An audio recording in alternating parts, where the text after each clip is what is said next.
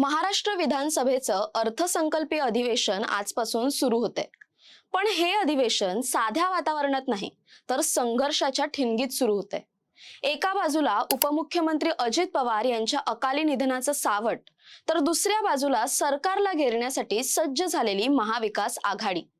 बेरोजगारीपासून ते मंत्रालयातील लाचखोरीपर्यंत नेमके कोणते मुद्दे आज सभागृहात गाजणार जाणून घेऊया या व्हिडिओच्या माध्यमातून।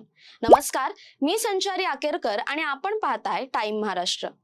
यंदाच्या अधिवेशनात सर्वात मोठी उणीव भासणार आहे ती म्हणजे राज्याचे दादा अजित पवार यांची। गेली 35 वर्ष विधिमंडळाचा दबदबा राहिलेले आणि तब्बल 11 वेळा राज्याचा अर्थसंकल्प मांडणारे अजित पवार आज या अधिवेशनाला नसणार आहेत। त्यांच्या निधनानंतर आता मुख्यमंत्री देवेंद्र फडणवीस हे राज्याचा अर्थसंकल्प मांडणार आहेत। अधिवेशनाची सुरुवात राज्यपालांच्या अभिभाषणाने होईल। त्यानंतर अजित पवारांना श्रद्धांजली वाहणारा शोकप्रस्ताव मांडला जाईल। याच वेळी मुख्यमंत्री फडणवीस नवनियुक्त उपमुख्यमंत्री सुनेत्रा पवार यांची ओळख सभागृहाला करून देतील। तर विरोधी पक्षाने सरकारवर हल्लाबोल करण्यासाठी धारदार हत्यारं उपसलेत। या अधिवेशनामध्ये कोणते मुद्दे गाजणार ते आपण पाहूया। सर्वात प्रथम तर अजित पवार यांचा विमान अपघात। अजित पवारांचा विमान अपघात नेमका कसा झाला, तांत्रिक बिघाड की घातपात, यावर महाविकास आघाडीने संशय व्यक्त केलाय। दिनांक 28 जानेवारी रोजी दिवंगत उपमुख्यमंत्री अजित पवार यांचं विमान अपघातात दुर्दैवी निधन झालं आणि या अपघाताची सखोल चौकशी व्हावी आणि सत्य समोर यावं अशी मागणी विरोधक लावून धरणार आहेत। त्यानंतर पार्थ पवार क्लीन चिट। मुंडवा जमीन प्रकरणात पार्थ पवार यांना मिळालेल्या क्लीन चिट वरून हे सरकार नातेवाईकांसाठी काम करतंय का, असा सवाल महाविकास आघाडी विचारणार आहे। त्यानंतर अगदी काही दिवसांपूर्वीच मंत्री नरहरी झिरवळ यांच्या कार्यालयात लाचलुचपत विभागाने छापा घातला आणि लाचखोरीचे एक प्रकरण उघड झालं। मंत्रालयाच्या दालनातच लाचखोरीची प्रकरणं उघड झाल्याने सरकारची प्रतिमा मलिन झाली। नरहरी झिरवळ यांच्या राजीनाम्याची मागणी होते। अन्न व औषध प्रशासन मंत्री नरहरी झिरवळ यांच्या दालनात उघड झालेल्या लाचखोरीची नैतिक जबाबदारी स्वीकारून त्यांनी राजीनामा द्यावा अशी मागणी विरोधकांनी आक्रमकपणे लावून धरली। मुख्यमंत्री देवेंद्र फडणवीस यांनी झिरवळांना क्लीन चिट दिली असली तरी विरोधकांचं समाधान झालेलं नाहीये। झिरवळांचे खासगी सचिव रामदास गाडे यांच्यावर कारवाई करून त्यांना मूळ विभागात पाठवण्यात आले। त्यामुळे हा मुद्दा देखील चांगलाच गाजणार आहे। तसंच राज्यातील ज्वलंत प्रश्नांवरूनही सरकारला धारेवर धरलं जाणार आहे।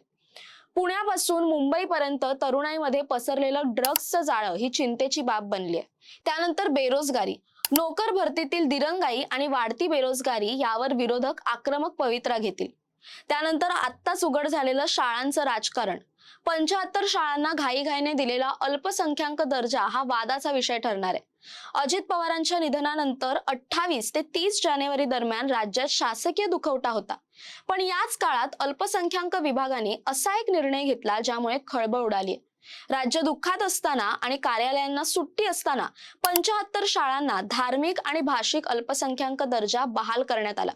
शिक्षण हक्क कायद्यानुसार 25% जागा गरिबांसाठी राखीव ठेवाव्या लागतात, मात्र अल्पसंख्याक दर्जा मिळाल्यास ही अट लागू होत नाही।